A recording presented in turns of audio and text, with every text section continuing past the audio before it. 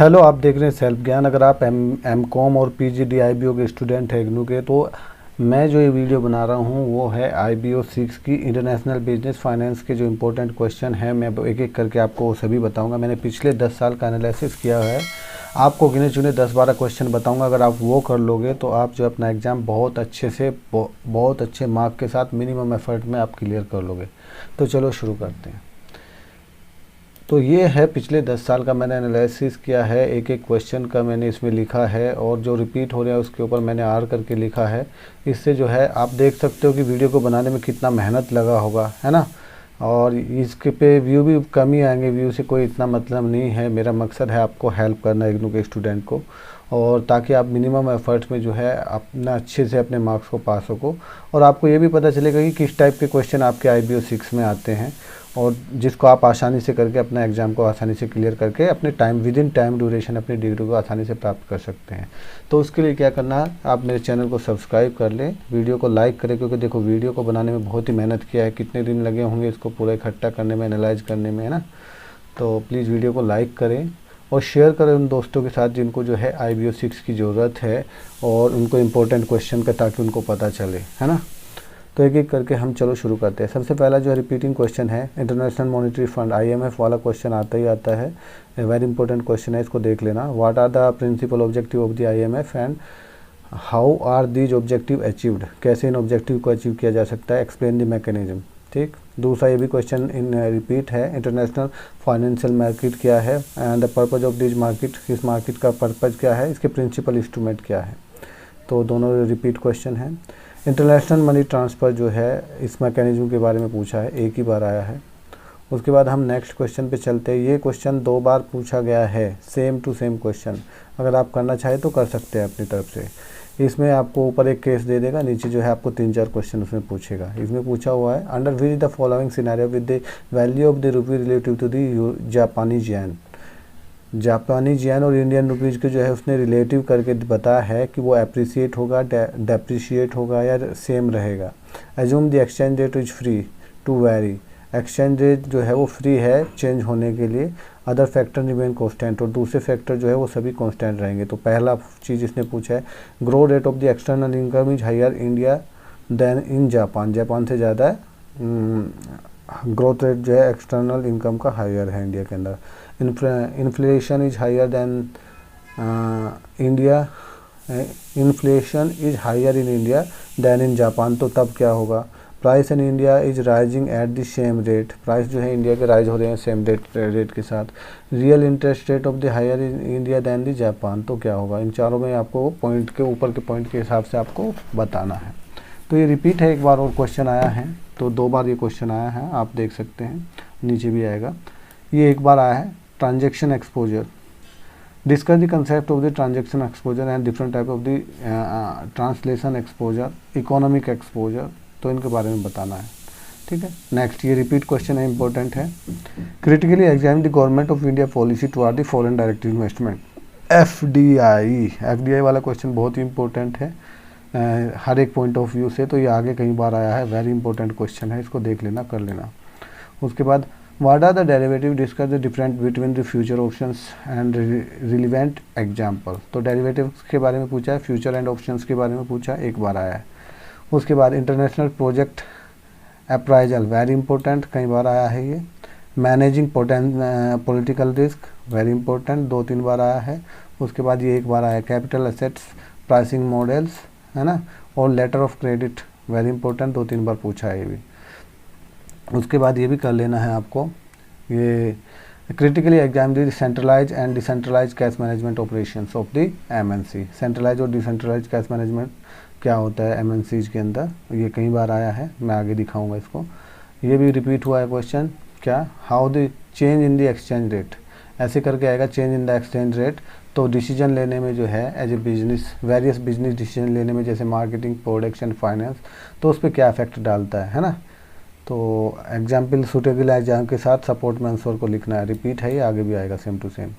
उसके बाद why do the company invest abroad, कोई भी कंपनी इन्वेस्ट क्यों करती है अब्रॉड में। और India's regulation of the FDI वाला यहाँ पे दोबारा रिवाइज हो गया है, तो कर लेना है इसको, FDI में भी मिक्सअप कर सकते हो। पॉलिटिकल रिस्क इंपॉर्टेंट है, दोबारा आएगा। कंपनीज एसेट्स कैसे मैनेज करती है उसके अंदर। रिमार्केबल ग्रोथ एक ही आया है, एक ही बार आया है ये। Discuss the factor of remarkable growth in international banking, ये भी एक बार आया है। What is the syndicate lending and why do bank prefer this type of lending, ठीक है।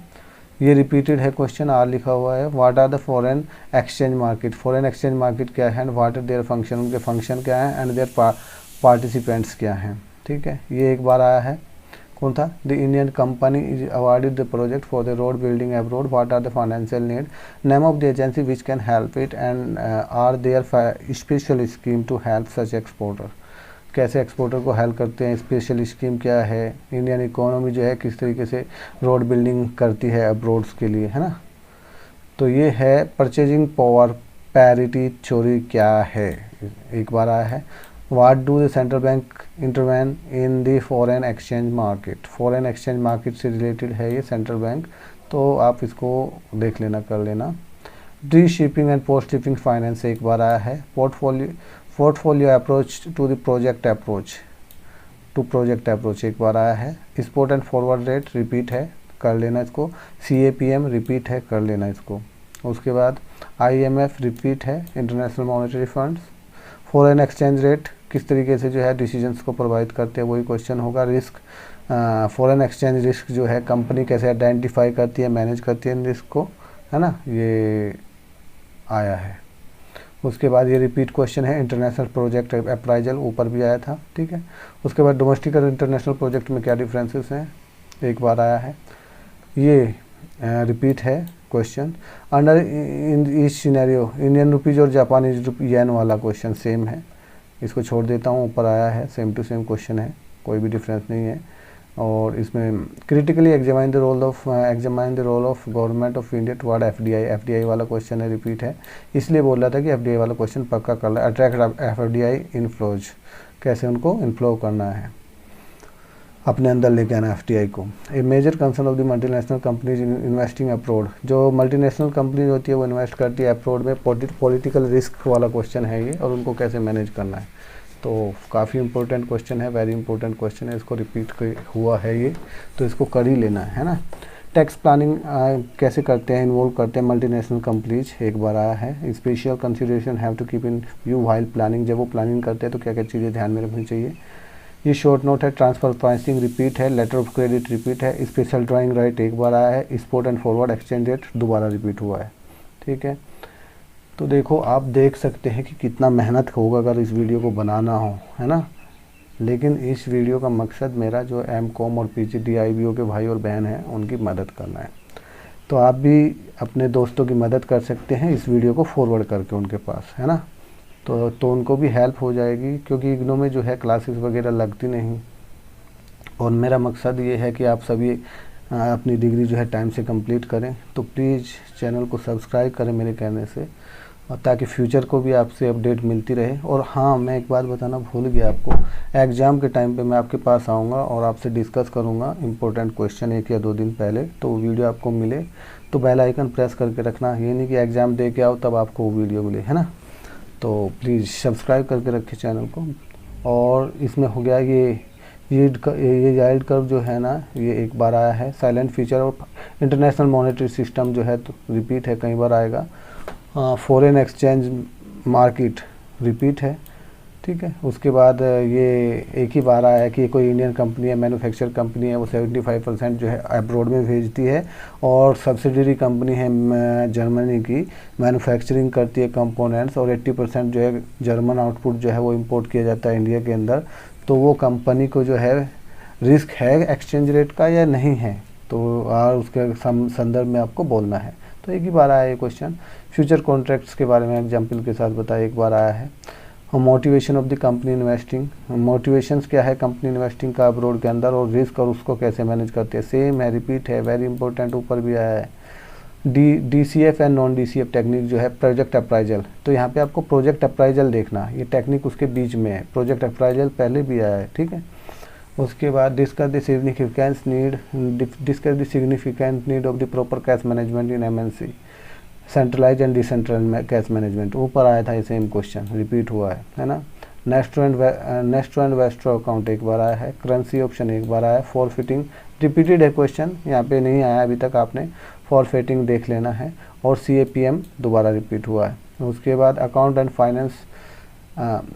Finance and treasury function of the company fully known in international business एक बार आया है, ये रिपीट है क्वेश्चन, ठीक है, इंटरनेशनल मॉनेटरी सिस्टम वाला, इसको कर ही लेना आपको।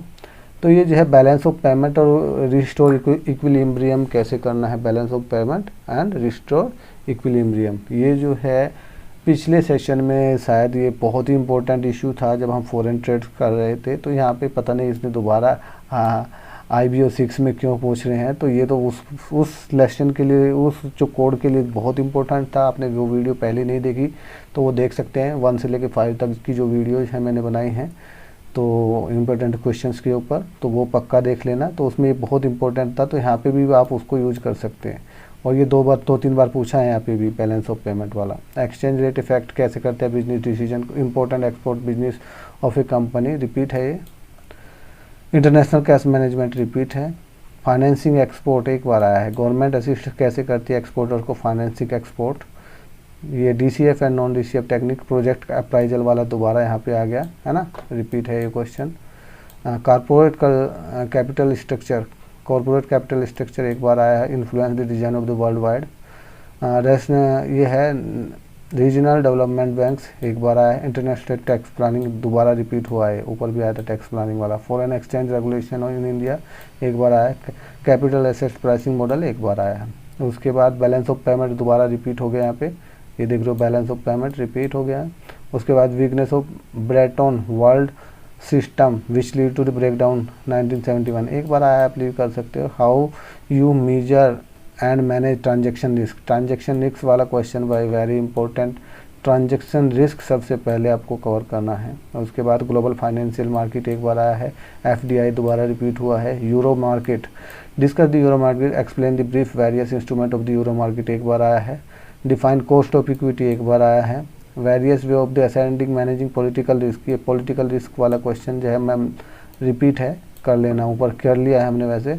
ये है मल्टीनेशनल इन्वेस्टमेंट गारंटी एजेंसी मीगा एक बार आया है। ट्रांसफर प्राइसिंग रिपीट हुआ है। Regulation and international framework for the financing project export in India repeat हुआ है। फॉरफिटिंग रिपीट हुआ है, ठीक है। और ये थे इम्पोर्टेंट क्वेश्चन, ठीक है, जो IBO 6 जो MCOM और PGD IBO के स्टूडेंट हैं उनके लिए। तो वेरी इंपॉर्टेंट इश्यू था इसमें, तो मेरा मकसद था आप लोगों की हेल्प करना। देखो व्यूज़ और ये सब चीज़ें तो अलग चीज़ होती है, इग्नू के गाइडेंस मिलना बहुत मुश्किल होता है। और क्योंकि मैंने भी इसमें पढ़ाई किया है, 5-6 कोर्सेज़ किए हैं, तो मेरा मकसद था कि मैं इन लोगों की हेल्प करूं, स्टूडेंट की हेल्प करूं, ताकि वो अपनी डिग्री टाइम से ले सकें। और मैं टाइम पे गाइड करते रहता हूँ इस चैनल के अंदर, सेल्फ ज्ञान के अंदर। तो आप प्लीज़ चैनल सेल्फ ज्ञान को सब्सक्राइब कर लो, वरना आपको कुछ ना कुछ अपडेट अगर आती है यूनिवर्सिटी की तरफ से तो आपको सबसे पहले मिल जाएगी। और दूसरा, हम जो है अभी मैं जैसे मुझे टाइम मिलेगा, मैं जो आपको अभी बताया है कि ये चीज़ आपको कर लेना इंपॉर्टेंट क्वेश्चन है, फिर उनके ऊपर अलग से टाइम के साथ वीडियो बनाते रहेंगे, आपको मिलती रहेंगी।